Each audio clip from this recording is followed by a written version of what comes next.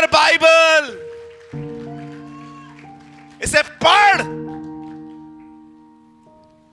इसे व्हाट्सएप पे शेयर करने के लिए मत पढ़, इसे नोट्स के लिए मत यूज कर, इसे प्रीचिंग के लिए बात में पढ़ना। पहले इसे अपने लिए पढ़। मेरा हर शब्द तुझसे बात करेगा। हम पता है आजकल करते क्या है, दूसरों को सिखाने के लिए पढ़ते हैं।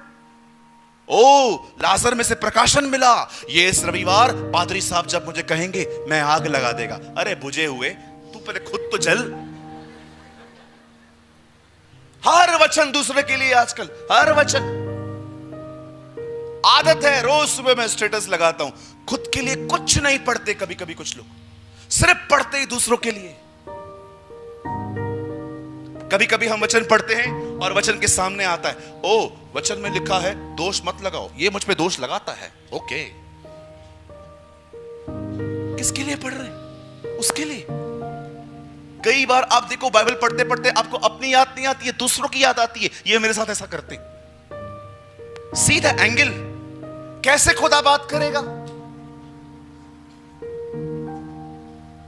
हमारे कलीसिया में एक हस्बैंड वाइफ है, दोनों अलग अलग चर्च में जाते हैं, बड़े झगड़े होते हैं उनके बीच में। रात को आते हैं, वाइफ बोलती है क्या सीख के आया, वो अपना बताता है, फिर वो पूछता है तू क्या सीख के आई, फिर वो मेरी टीचिंग बताती है। दोनों लड़ते हैं। फिर लड़ते लड़ते पता है हस्बैंड क्या बोलता है वाइफ को, प्रभु के वचन में लिखा है पत्नी को पति के अधीन होना है, अधीन। वो भी होशियार है, वो भी बाइबल खोल के बताती है, हाँ लेकिन ये भी तो लिखा है अपनी पत्नी को अपने समान प्रेम कर। वचन को लेके लड़ते हैं। एक दिन मैं उनके घर पे गया, मैंने कहा ये क्या है? पास्टर जी इसको समझाओ, ये चौधरी बनता है।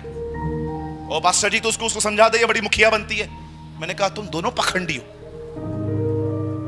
वचन को लेके लड़ते। ये वचन दूसरों के लिए नहीं है जी, ये बाद में है दूसरों के लिए, ये पहले हमारे लिए है। ये हमारे लिए है पहले। मैं, आप बिलीव करें न करें, मैं कभी दूसरों को प्रचार करने के लिए बाइबल नहीं पढ़ता।